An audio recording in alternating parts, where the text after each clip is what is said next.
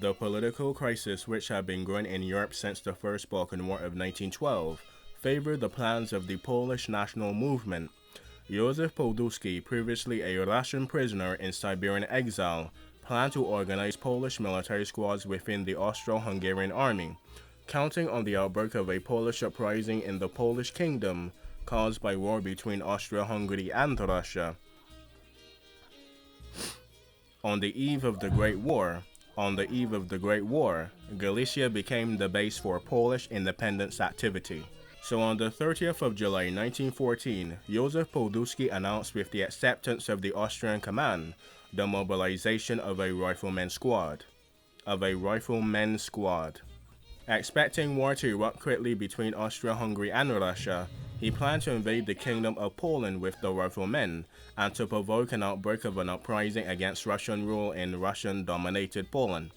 For the Podusky, complete success would have meant the occupation of Warsaw before the Central Powers armies could even arrive. He also wanted to announce the establishment of a national government in Warsaw, so on the 3rd of August in Krakow, the first cadre company was formed, with 144 riflemen, who were mainly students. Podusky defined them in his short speech as Polish soldiers, or Polska Żołnierze, revealing their future tasks, the creation of cadres for a Polish army. On the 6th of August 1914, the Habsburg Monarchy declared war on Russia. The first company marched from Krakow towards the Austro-Russian border and entered into the Kingdom of Poland. So the territorial base for the development of the Polish statehood was situated in the areas between the Austrian border and the city of Kielce, which had been in the Russian partition part of Poland. Forming an army was to be the first stage of the independence and the reconstruction and the reconstitution of Poland. In the independent Podusky state, one principle took first place, which Podusky had announced to his officers in a briefing, to proceed as if the Austrian powers did not exist. Despite the Russian conquest and the devastation of Kielce on the 12th of August, the expected uprising against the Russian rule did not happen, due in fear to Russian vengeance, Cossack annihilation, and Russian reconquest. Facing the early failures of the plan to provoke a Polish uprising, the Austrian authorities towered at the idea of a Podusky state and Podusky riflemen, and demanded for their disbanding. However, the riflemen were saved by quick action by the Galician politicians, who on the 16th of August announced the creation of the Chief National Committee, or the Nazale Komity Narodowy, or the NKN. This group filled the role of the political representation for the Polish forces in the east, which could exist in the form of so-called legions subordinate to Austria-Hungary. Two legions came into being that day, the Eastern Legion in Lwów and the Western Legion in Krakow. Podusky took over the command of the 1st Regiment, which would be later known as the 1st Brigade of the Legion. Legionnaire myth portrays Podusky's soldiers as exiles, who were forced by the Russians to leave their homeland, the Kingdom of Poland, like Podusky himself. Supported by their comrades in Galicia, or Austria-Hungary, they returned as heroes for the fight for Polish independence. For propaganda purposes, Podusky exaggerated the difficulties caused by his powerful enemies, or Austria-Hungary and Germany. In Podusky's opinion, the company had been badly armed and even equipped. According to the reminiscence of the other members of the Legion, this was not so.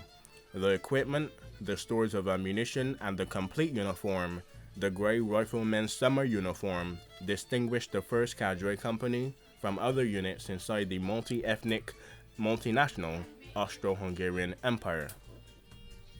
Podusky's propaganda contrasted the riflemen as the leaders of the fight for Polish independence, with the silent and yet passive majority of the Polish society, which did not want to risk actively opposing Russian Tsarism. The liberation of Kielce became a symbol of the loneliness of the riflemen heroes ignored by their fellow countrymen, who closed their shutters instead of welcoming the Polish soldiers with open arms, baskets, pierogies, and rice. The reality, like this war, was considerably more complex, though the symptoms of reluctance was far more interesting towards the riflemen, which were very visible, but still, they were not Poles, but people of empires. The first company became the foundation for the cadres of the future Polish army.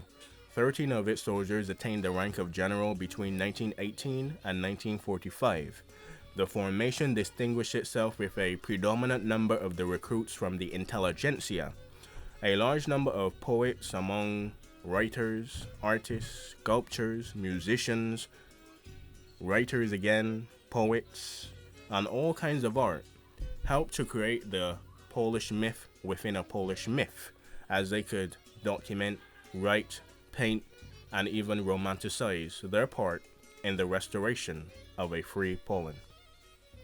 The image of the riflemen highlighted the youth and the energy and announced a glowing vision for the future of a Polish state. In the years of 1914 to 1916, about 30,000 to 35,000 of the 1st Brigade soldiers served on the front lines of the First World War or World War I. Thanks to the Legion, Podusky became a true leader whose important role was fully valued in Berlin, Vienna, Sofia, and even Constantinople. He knew that the most important thing was to minimize Polish losses, as their sacrifice would not improve the political position of Poland. Podusky supported the idea of legionnaires until the Russians had been visibly defeated. When he changed his attitude towards the Central Powers in the end of 1916, after the Great Brusilov Offensive and the last offensive by the Russian Empire, as then it was the Provisional and then the Red, so technically the last Imperial on all fronts, and the last Provisional is 1917.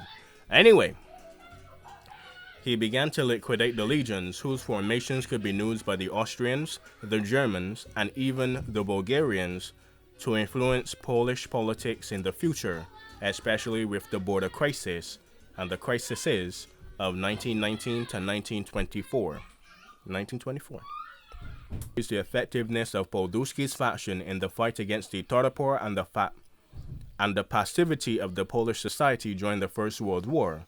The legions were set to shattered indifference, teaching the Poles to think and act as patriots, and even sing, speak, and bit pierogi again. And of course be patriots again, yeah. The unusual fate of the legions and their commandant seemed to confirm the truth to this myth. Podusky was arrested and imprisoned in Germany, where he could only wait for a better future. The remaining legionnaires were imprisoned in internment camps as well as being conscripted into the Austro-Hungarian army. This defeat was then transformed into total victory with the collapse of the Central Powers, the collapse of all three empires that ruled Poland in the autumn of 1918. It caused the rapid end of the occupation of Poland and the rebirth of Poland. Throughout the 1920s, Podusky had already been designated as the Wielkie Budownicze Nasze Ojczyzny, or the Great Builder of our Motherland. It was only really in the second half of the decade where the cult expressions such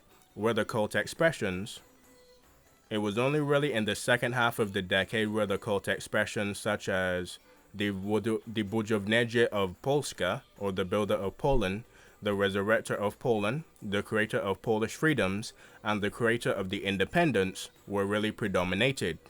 The history of the fight for Polish independence was dominated by Joseph Podusky, and the 1st Brigade, which diminished the role of the 2nd Brigade, or the one in Lwów, and the 1st Polish Corps of Józef Dąbrów-Mużoniki and Joseph Haller, or the Blue Army in the West, or France, the French one, right? Yes, there is a recurring theme. Everybody's name is Joseph, okay? Their fight for Polish freedom was incomparable to the 1st Brigade and their achievements, although kinda yeah. But before the May coup d'etat of 1926 in Poland, there was further discussion about the process of regaining independence from the three empires. The social response to the legionnaire tradition was ambiguous at best. In the years of 1933 to 1934, there was a dispute about the words of the 1st Brigade song. Podusky's followers wanted to have these lyrics in the national anthem, or Jeja Jeja, Jeja Jeja Polska Gingala. Wait, hold on. Again. You and a friend, screw it. Jejna Polska nie zengla, or Poland has not yet perished, or Poland has not perished yet. But there was not really a very successful trend to this. On the 6th of August, the day of the 1st Cadre Company, Company's departure from Krakow in 1914, became a holiday exclusively for Podusky's followers. The celebration was dedicated only for the combatants of the 1st Brigade, without the veterans of the 2nd, 3rd Brigades, and even the legions of the West and the legions of the East. Those are mostly Czechoslovaks, but I'll include the Legion of the East for those people, okay? There was an additional dispute about the proper date for Polish independence, which was not celebrated until 1926. Until the end of the Second Polish Republic in 1939, the memory of the events of the years of 1914 to 1918 divided the country, divided society, and divided Poland more than it united it. And it would be the Nazis and the Third Reich that would once again unite Poland, but for the worse.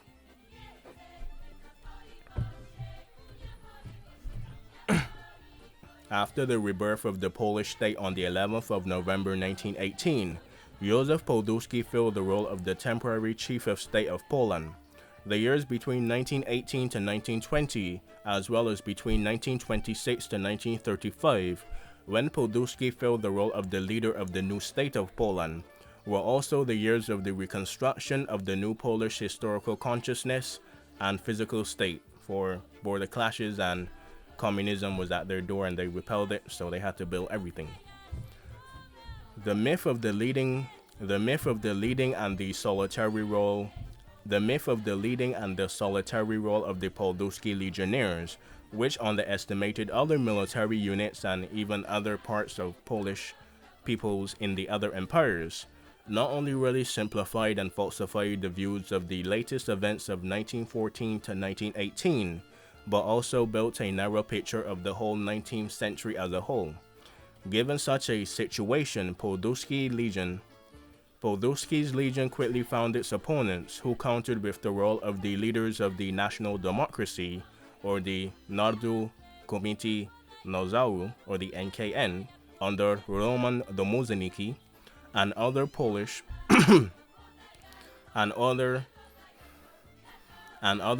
military commanders such as Dobro Muzheniki as well as other military commanders such as Dobro Muzheniki, Joseph, and Joseph Holler, in the division and the decisive battles for the freedom of the Polish state. This discussion lasted until the outbreak of the Second World War, and would still be a discussion in the post-Reich world, the post-communist world, and even today, as it divides political elites and society to this very day, but not as much as in the 1920s to 1940s. Anyway guys, hope you enjoyed. I have enunciated properly, and now I have finished my journey. Anyway guys, peace out, wash your ass, have a good time.